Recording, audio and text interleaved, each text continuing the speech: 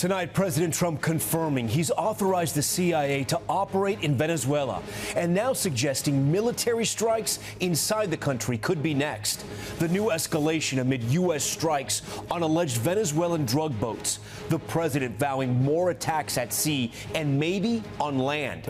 And what he said when directly asked if he was trying to take out Venezuela's leader. Plus the emergency landing. Defense Secretary Pete Hegseth's plane forced to land with a cracked windshield. The new warning from a U.S. commander for Hamas to disarm, and why Israel is accusing Hamas of violating the peace deal, what the militant group just announced. A passenger plane forced to turn around and land after potentially toxic fumes filled the cockpit and cabin. The pilots breathing through masks. Immigration standoff, the car chase caught on camera, ending with a Border Patrol SUV slamming into a suspect's vehicle. The teen murder cold case breakthrough, how a smoothie cup helped investigators make an arrest 40 years later. The victim's father speaking out tonight. Ambushed at gunpoint in their own driveway, how the attackers allegedly used an AirTag to track the couple home. Dramatic video of massive grain silo collapsing to the ground, sending people running. The daring rescue, how firefighters saved this dog trapped in California floodwaters. And a house collapsing on a firefighter, his newborn son fighting for his life in the NICU. Their incredible stories of survival and the emotional moment they were finally back together. Nightly News starts right now. This is NBC Nightly News with Tom Yamas. And good evening. President Trump is escalating his threats against Venezuela tonight, confirming he's authorized the CIA to operate in there and accusing leader Nicolás Maduro of running a narco-terrorist regime. This comes after weeks of deadly strikes on boats allegedly carrying drugs. Just yesterday, Defense Secretary Pete Hegseth posted this video, which President Trump says shows U.S. military forces taking out a boat trafficking drugs just off the coast of Venezuela.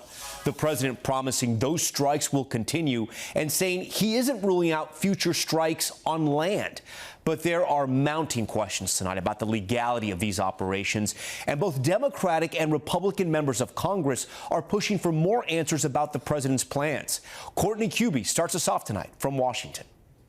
Tonight, after a series of U.S. military strikes on alleged drug boats headed for the U.S., President Trump saying he may now go after cartels on land, too. Are you considering strikes on land? Well, I don't want to tell you exactly, but we are certainly looking at land now because we've got the sea very well under control. And the way you look at it is every boat that we knock out, we save 25,000 American lives. And saying he's escalating his push against Venezuela's Nicolás Maduro, who the U.S. says leads an illegitimate narco-terrorist regime. In a rare move, the president publicly confirming he authorized the CIA to operate there. Does the CIA have authority to take out Maduro? Oh, I don't want to answer a question like that. That's a ridiculous question for me to be given. Not really a ridiculous question, but wouldn't it be a ridiculous question for me to answer? But I think Venezuela is feeling heat, but I think a lot of other countries are feeling heat, too. But there's growing controversy tonight over the legality of the U.S. strikes on those boats, with some members of Congress, including Republicans, demanding answers, asking for the unedited videos of the strikes. But the Trump administration is so far refusing, 6 sources told NBC News. One source saying after a briefing a few weeks ago that Republican lawmakers were upset briefers were unable to answer questions about the legal basis for the operations.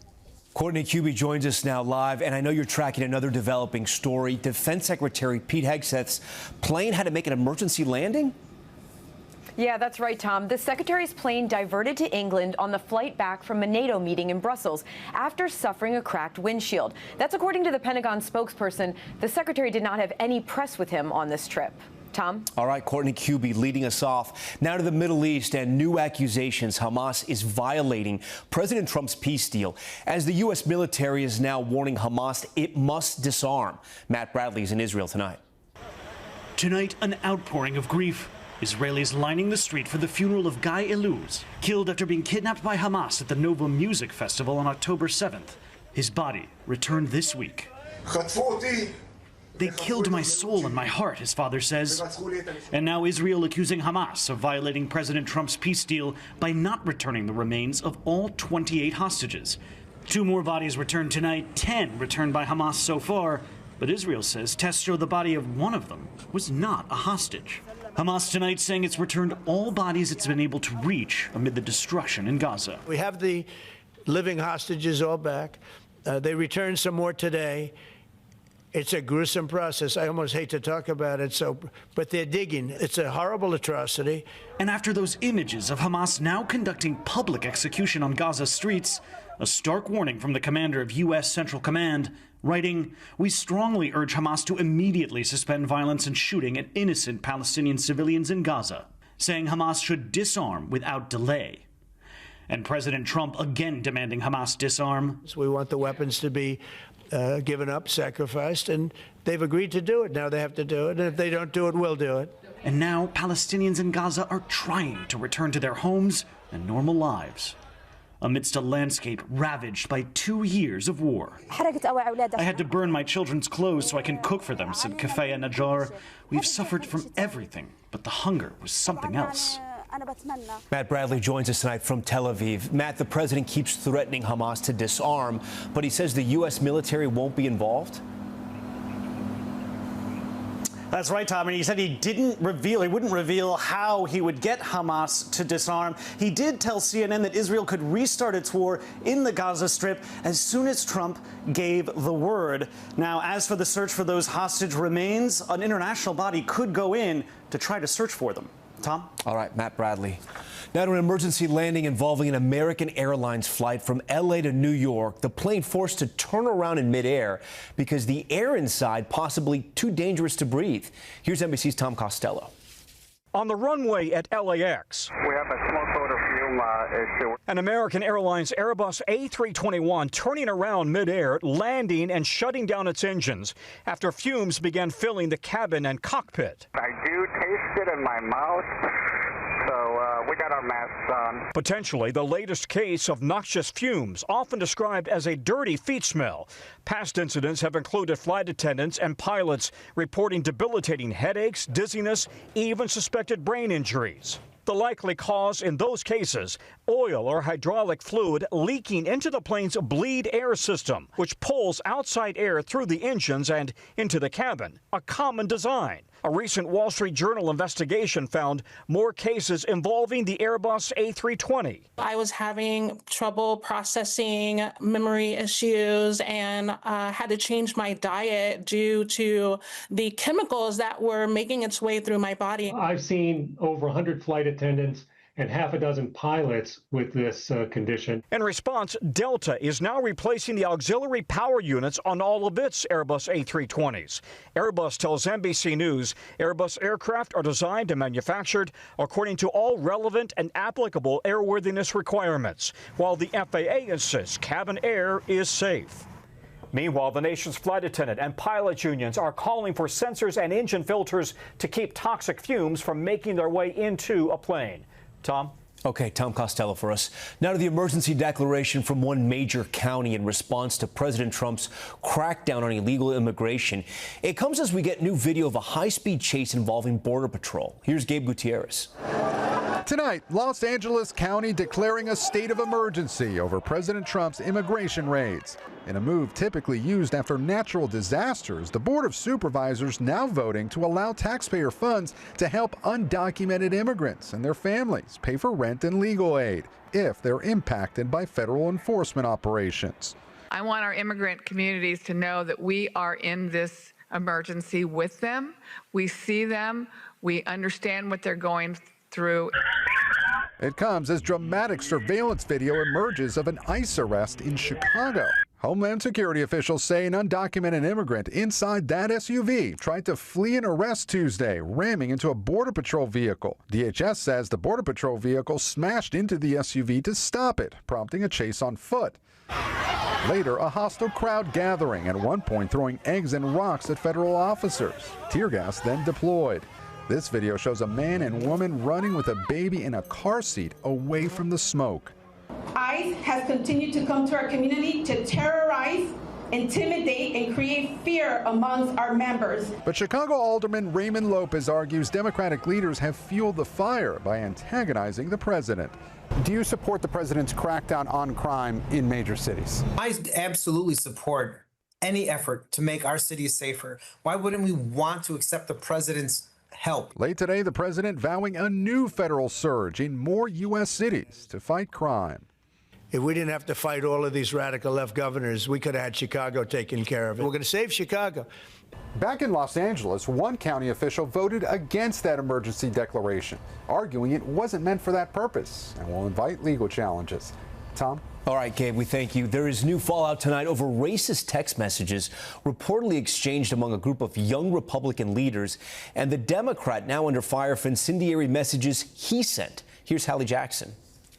New fallout tonight from a racist and violent group chat involving leaders of some young Republican groups, as reported by Politico. The outlet obtaining more than 7 months' worth of Telegram messages in which they say members muse about using gas chambers against political opponents. "I'm ready to watch people burn now," one person responds. Another describing rape as epic. The chat includes anti-Semitic comments and racial slurs against Black, Latino, Asian people, and other epithets used more than 250 times, according to Politico. The outlet says one person, after being told backers would support the most right-wing candidate for a leadership role, responded, "Great, I love Hitler." At another point, someone writes, "If we ever had a leak of this chat, we would be cooked." NBC News has not independently obtained or verified the messages, which reportedly involved political advisors and strategists in New York, Arizona, Kansas, and Vermont, including a state senator there. It's revolting, it's disgusting, it's obnoxious. It's the kind of garbage the worst kinds of people say when they think no one is watching. Now, at least 3 people involved in the chat are reportedly out of a job. The Kansas young Republicans deactivated, and many condemning the hateful rhetoric. Disgusting. If they have government jobs, they should be fired. It's reprehensible. Vice President J.D. Vance today downplaying the messages. I really don't want us to grow up in a country where a kid telling a stupid joke, telling a very offensive stupid joke, is cause to ruin their lives. And we're not canceling kids because they do something stupid in a group chat. In an earlier post, Vance says he refuses to, in his words, join the pearl clutching, saying what's far worse are the violent text messages that have upended Virginia politics. The Democratic candidate for Attorney General there in 2022, suggesting one of the state's top Republicans should get, quote, 2 bullets to the head. Jay Jones, days ago, apologizing. I am deeply, deeply sorry. I should have never done it. It's very embarrassing to me, and certainly I regret it. As for the young Republicans chat, the national board says anyone involved should resign, and the governor of Vermont is now calling on a state senator there to do just that. That lawmaker has publicly apologized, but stopped short of stepping down. Tom? Hallie Jackson for us. Now to a 40-year-old murder cold case, which prosecutors say is finally solved. Authorities on Long Island announcing an arrest in the murder of a 16-year-old girl back in 1984. The case cracked wide open in part thanks to DNA found on a straw. Here's Stephanie Gosk. DNA on this smoothie cup broke a murder case that has haunted Long Island for decades. Teresa's life was violently stolen from her more than 40 years ago. But the past is never forgotten, and my office never gives up on a victim. Why'd you kill her? Tonight, prosecutors say they have 16-year-old Teresa Fusco's killer in custody. Robert Bilodeau is charged with the 1984 rape and murder. Fusco was last seen clocking out for the night at the Hot Skates roller rink. Her body found days later dumped in a wooden area nearby. 3 men were wrongfully convicted of the crime back in the 80s, but those convictions were later overturned. Prosecutors say new investigative leads last year helped them zero in on Bilodeau. Mr. Bilodeau professes his innocence. He pled not guilty today. Investigators obtained a sample of his DNA from this cup tossed in a trash can outside a smoothie shop, and it matched DNA from the crime scene. Today, Teresa's father said he never gave up hope this day would come. It's heartbreaking to go through this over and over again, but this seems like a finalization, and I'm very grateful. According to prosecutors, police asked Bilodeau why his DNA matched the decades-old crime scene. He responded, "People got away with murder back then." But today, the 63-year-old is going to trial and could face the rest of his life behind bars. Stephanie Gosk, NBC News. And we'll be right back with the frightening surveillance video. A couple held at gunpoint in their own driveway. How the alleged attackers used AirTags to track them down. Now to a frightening armed home invasion caught on camera. Investigators in Florida believe the suspects were tracking the victims using an Apple AirTag. Jesse Kirsch with the warning tonight from police. This is the moment police say two suspects ambushed a Florida couple at gunpoint near Tampa, forcing them into their garage before the home's alarm went off and the suspects fled. Can you just step out in the car real quick for me? Almost 2 months later, police say they've now caught the attackers thanks to something very small taped under the victim's vehicle. In the search of their vehicle, our detectives did find that Apple AirTag, and you know, that really broke the case for us. People use AirTags to track everything from their car keys to luggage. The Hillsborough County Sheriff's Office says records tied that hidden Apple AirTag to 26-year-old Luis Enrique Charles, who was arrested last week along with 32-year-old Omarty Maldonado Rodriguez. How worried should people be about some random person dropping a tracking device on their car on their way home? Well, I don't think they should be paranoid about it. Just keep your situational awareness about yourself. Apple telling NBC News AirTag was designed to help people locate their personal belongings, not to track people or another person's property, and we condemn in the strongest possible terms any malicious use of our products. Apple's website spells out how people can get alerts about nearby tracking devices like AirTags, but police say in this case, the victims were not notified. Typically, it's on your settings, whether you can be notified whether the AirTag pops in on your phone or not. Fearing for their safety, the couple asking not to be named, but telling NBC News that they're disappointed that some are using technologies to tag and follow innocent people in order to cause harm instead of good. Police are still searching for a motive as the investigation continues. Jesse Kirsch, NBC News. We're back in a moment with a dramatic car explosion caught on camera, and now international authorities calling it an act of terrorism. And the new mosquito-borne disease that was just detected in the U.S. for the first time in years. And it's not West Nile. What you need to know next. We are back now with a truck explosion captured on video. Look at this. Officials say that truck exploded near a mall in Ecuador, killing one person and hurting several others. Authorities there calling it an act of terrorism, saying that explosive material was found in another vehicle that luckily did not go off. Also tonight, startling video. Look at this, showing the moment a grain elevator totally collapses in rural Illinois. You can see that massive smoke cloud, sending workers running for cover. Right now, it's unclear what caused that collapse, but luckily, again, no injuries were reported. And we're tracking alarming health news tonight after New York health officials confirmed a locally transmitted case of chikungunya virus. It would be the first time the mosquito-borne illness has been found in the U.S. in years. The virus is rarely fatal, and symptoms include fever, intense joint pain, and headaches. And check out this firefighter rescuing a trapped dog from rising floodwaters in Southern California. You can see the firefighter climbing down that ladder to save the female pug before she was brought back on dry ground. The dog doesn't have a name, but the website for Ventura County Animal Services says she can be adopted as soon as this weekend if an owner doesn't come forward. All right, when we come back, there's good news tonight about one more firefighter. This one had to be rescued from the flames, hospitalized at the same time as his newborn child. Their emotional reunion after fighting for their lives. That's next. Finally tonight, a story about one firefighter's bravery and courage to overcome the odds and his will to survive to meet his newborn son. Here's Priscilla Thompson. It fell on the fireman. This is the moment the roof of a burning home fell on 26-year-old Caleb Halverson, trapping him in the flames. Get him out! For a minute and 45 seconds, his fellow Fort Worth, Texas firefighters struggled to get him out. I thought I was going to die because it was so hot. Finally, he was freed. It was the first thing I said when they pulled me out. I said, I have a baby in the NICU, like, please do not let me die. Months earlier, he and his wife Haley had welcomed their first child, born 13 weeks early, weighing less than 2 pounds. Baby Hudson was still in the neonatal intensive care unit when his dad began the fight of his life. With a dislocated knee and third-degree burns on the entire left side of his body, Caleb spent more than a month in the burn unit, undergoing surgery and skin grafts. Fighting It's so big. Oh, hi. for this moment. It's been so long.